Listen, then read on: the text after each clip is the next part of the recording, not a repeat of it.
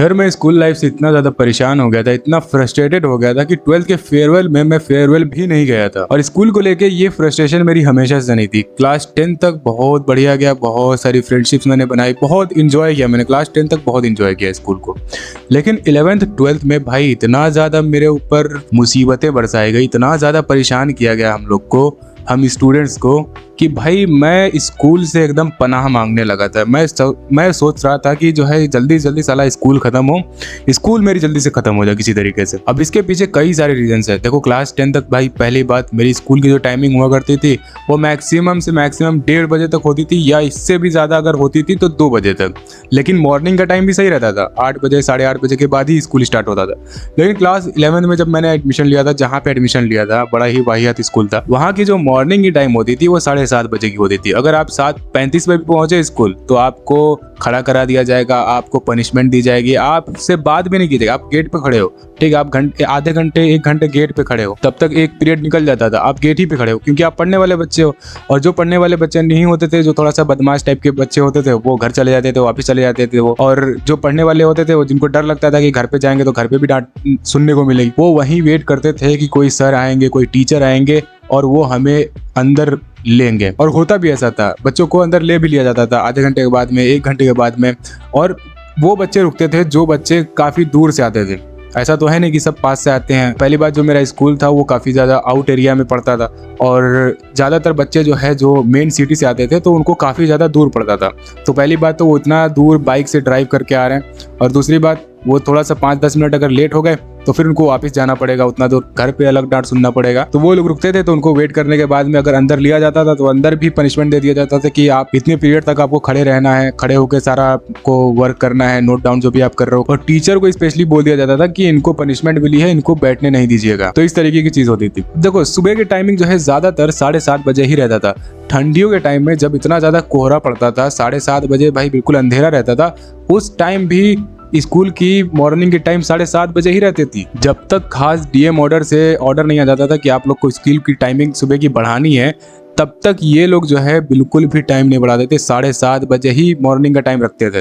और उसमें जो है इतना ज़्यादा बच्चे परेशान होते, भाई इतनी ठंडी के टाइम में इतना कोहरा है, फिर भी ये लोग सुबह की टाइमिंग 7:30 बजे ही रखते थे। पहली बात, मेरा जो स्कूल था उसका मैनेजमेंट बहुत बेकार था, जिसकी वजह से ये सारी चीज़ें हम लोग को फेस करनी पड़ी। तो ये तो हो गई मेरी स्कूल की मॉर्निंग की टाइमिंग की बात। अब हम बात करते हैं छुट्टी की क्या टाइमिंग रहती थी। तो मेरे स्कूल में 2 टाइप के बैचेस होते थे। एक नॉर्मल सीबीएसई बोर्ड आप ले सकते हो, या फिर अगर आप चाहो तो जेईई नीट बैच ले सकते हो। तो मेरे फैमिली वालों ने, उनको उतना नॉलेज नहीं था, तो उन्होंने फोर्सफुली जो है नीट वाले बैच हम लोग को दिला दिया था। अब नॉर्मल सीबीएसई बोर्ड वाले बच्चों का टाइमिंग और जेईई नीट वाले बच्चों का टाइमिंग डिफरेंट होता था। छुट्टी का टाइमिंग, मॉर्निंग की टाइमिंग सेम रहती थी, लेकिन छुट्टी की टाइमिंग डिफरेंट रहती थी। छुट्टी की टाइमिंग जो सीबीएसई बोर्ड वालों का रहता था वो 1:30 बजे रहता था, लेकिन जेईई नीट वाले बच्चों की छुट्टी की टाइमिंग होती थी 3:30 बजे या 4 बजे। अब तुम सोच रहे हो कि भाई तुमने जेईई नीट का बैच लिया तो तुमको पढ़ाया जाता होगा उतने टाइम में, सीबीएसई बोर्ड वालों को जल्दी छुट्टी दे दी जाती होगी, तुम लोग को जेईई नीट के बारे में पढ़ाया जाता होगा, प्रैक्टिस कराया जाता होगा। लेकिन ऐसा कुछ भी नहीं होता था। 1:30 बजे उन लोग की छुट्टी हुई, उसके बाद में हम लोग बस बैठे हुए हैं, बातें कर रहे हैं, जो मन है वो कर रहा है।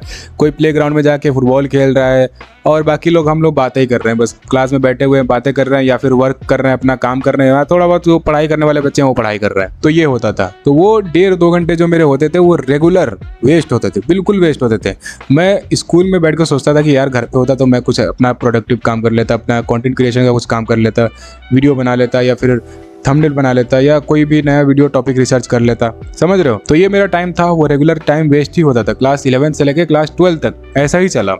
इन लोगों ने बिल्कुल भी परिवर्तन नहीं किया। हम लोग ने एप्लीकेशन लिख के भी दिया कि भाई उस आखिरी पीरियड में पढ़ाई वढ़ाई नहीं होती है, तो हम लोग को भी जल्दी छुट्टी दे दिया करें। स्कूल वालों ने नहीं किया, और जिसकी वजह से मेरा मूड बहुत खराब रहता था, बहुत फ्रस्ट्रेशन होता था। साला स्कूल से मुझे हेट होने लगा था। तो मेन जो मेरा स्कूल से हेट स्टार्ट हुआ वो 11th में इसलिए स्टार्ट हुआ क्योंकि 11th में मैं अपनी लाइफ को थोड़ा सीरियस लेना स्टार्ट कर दिया था। मैं कंटेंट क्रिएशन वगैरह करना स्टार्ट कर दिया था, जिसकी वजह से जब भी मेरा टाइम वेस्ट होता था तो मैं सोचता था कि साला क्यों टाइम वेस्ट करा रहे हैं मेरा। समझ रहे हो? तो इसलिए मैं ये सोचता था कि जल्दी से साला 11th-12th मेरा कंप्लीट हो, ख़त्म हो, स्कूल की कहानी मेरी ख़त्म हो। फिर जो है मैं आराम से 12-1 बजे काम अपना निपटा के, सारा काम निपटा के, फिर 1 बजे 2 बजे जब भी मेरा मन करता है रात में सोऊं, और सुबह मुझे 6 बजे ना उठना पड़े। सुबह 6:30 बजे उठ के स्कूल की टेंशन, स्कूल का लिए ब्रेकफास्ट करो, ड्रेस लगाओ, ये करो वो करो, इतना दूर फिर स्कूल जाओ, वो सब मुझे ना करना पड़े। मतलब सही से आपकी नींद भी नहीं खुली, आपको स्कूल पहुंच जाना है किसी तरीके से, वो ना करना पड़े किसी तरीके से। तो अब तो मेरा स्कूल खत्म हो गया, मेरा क्लास 12 कंप्लीट हो गया, तो क्या अब मैं सही से अपने टाइम से अपनी मर्जी से सो रहा हूँ और अपनी मर्जी से जग रहा हूँ? तो इसका आंसर है नहीं। मेरा स्कूल तो ख़त्म हो गया था, लेकिन मेरे छोटे भाई लोग पढ़ते हैं मेरे स्कूल के आगे, तो उनको छोड़ने के लिए मुझे जाना पड़ता है। सुबह सुबह उनको स्कूल ड्रॉप करने के लिए मुझे जगना पड़ता है, सेम उसी टाइम पे जिस टाइम से मैं नफरत करता था उठने के लिए। अब तुम बोलोगे कि भाई उनको वैन करवा दो, रिक्शा करवा दो, तो उसको उन लोग को वैन करवाया गया था, लेकिन वैन वाले जानते हो कैसे चलते हैं, वैन वाले सुबह बहुत जल्दी ही आ जाते हैं, जिसकी वजह से फिर बच्चे को अगेन बहुत जल्दी उठना पड़ता है, फिर उसमें फिर ब्रेकफास्ट बनाना, खाना और सब तैयार होना, फिर उसमें टाइम लग जाता है, समझ रहे हो। दूसरी बात, जब वैन वाले स्कूल से बच्चे को छोड़ने आते हैं तो पहले वो पूरा दुनिया घुमा देगा बच्चे को, समझ रहे हो। जैसे यहाँ पे छोड़ना है तो घूमते हुए आता है ना, वो कई कितनी जगह पे जाता है बच्चों को छोड़ने, उसके बाद में लास्ट में यहाँ ड्रॉप करने आता है। तो मान लो बच्चे की छुट्टी हुई 1:30 बजे, बच्चा पहुँच रहा है 4 बजे घर पे, तो इसकी वजह से बहुत ज़्यादा परेशान होता है, तो इसीलिए जो है उसका वैन भी नहीं लगवाया है। और रिक्शे की बात करें तो सुबह सुबह रिक्शा मिलता नहीं है, क्योंकि जहाँ पे ये स्कूल जाता है वो थोड़ा दूर पड़ता है, यहाँ से 4 किलोमीटर है। और सुबह सुबह जो स्कूल की टाइमिंग इसकी है वही स्कूल की टाइमिंग मेरी भी थी। उस टाइम रिक्शे चलते हैं, लेकिन इसके स्कूल की तरफ बहुत कम रिक्शे जाते हैं, जिसकी वजह से इसको अगेन वहाँ पर खड़ा होना पड़ता है, परेशान होना पड़ता है। तो मैं ही परेशान हो लगता हूँ, ठीक है, मैं ही सुबह जग लेता हूँ, मैं ही अपनी गाड़ी से इन दोनों मतलब मेरे दोनों भाइयों को छोड़ के स्कूल आ जाता हूँ। तो देखता हूँ कब तक ये मुझे करना पड़ता है, क्योंकि इसका जब तक सॉल्यूशन मुझे मिल नहीं जाता है तब तक मेरी स्लीप साइकिल ख़त्म है, वाहियात है एकदम। मैं आपको अगर बताऊँ तो मैं 1 बजे सोने जाता हूँ और जग जाता हूँ 7 बजे। तो 1 बजे से 1:30 बजे तक तो मान के चलो मुझे नींद आती होगी। 2 बजे मान के चलो मैं सो गया, ठीक है, मुझे नींद आ गई। 2 से 7 तो ये कोई स्लीप नहीं हुआ भाई। अगर मैं इतने टाइम से यही स्लीप साइकिल को फॉलो करते हुए आ रहा हूँ तो ऑब्वियसली ये बैड इफेक्ट मेरी बॉडी पे देगा, बहुत सारे बैड इफेक्ट दे रहा है जो मुझे दिख रहे हैं। तो इस वीडियो का कंक्लूजन यही है कि भाई स्कूल वाले बच्चों को सोने नहीं देते। अब आप बोलोगे कि भाई जल्दी सुला दो और जल्दी उठवा दो, तो यह भी पॉसिबल नहीं होता है कई सारे बच्चों के लिए, क्योंकि बच्चा सिर्फ स्कूल जाता है और घर पे नहीं रहता है। बच्चा ट्यूशन भी जाता है, ट्यूशन से आने के बाद में उसको थोड़ा सा खेलने के लिए भी टाइम चाहिए।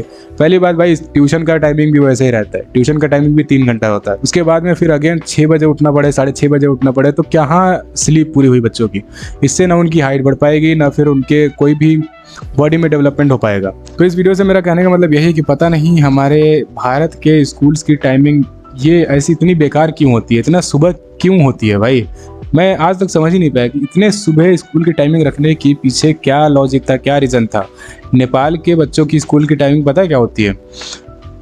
दो टाइमिंग को वो लोग फॉलो करते हैं। एक मॉर्निंग 7 से लेके 11 बजे की टाइमिंग, 11 या 12 बजे की टाइमिंग होती है, 7 से लेके 12 बजे तक, ठीक है। और एक होती है 10 बजे से लेके 1 से 1:30 2 बजे तक। तो उन दोनों टाइमिंग में से बच्चा जो भी प्रेफर करना चाहे वो कर सकता है। तो कुछ इस तरीके से हमारे भी भारत के स्कूल्स को काम करना चाहिए, मुझे ऐसा लगता है। तो स्कूल की टाइमिंग को लेकर मैं हमेशा से परेशान था।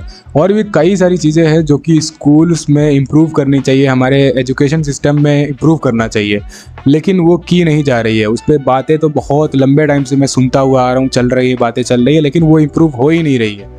पता नहीं कब होगी, आई होप सो। तो बस इस वीडियो के लिए इतना ही। अगर आप मेरे से 1-to-1 कॉल सेशन बुक करना चाहते हो तो मुझे इंस्टाग्राम पे आप डीएम कर सकते हो। बाकी स्क्रीन पे जो भी वीडियो देख कर अपने हिसाब से क्लिक करें। मिलते हैं आपको उधर ही।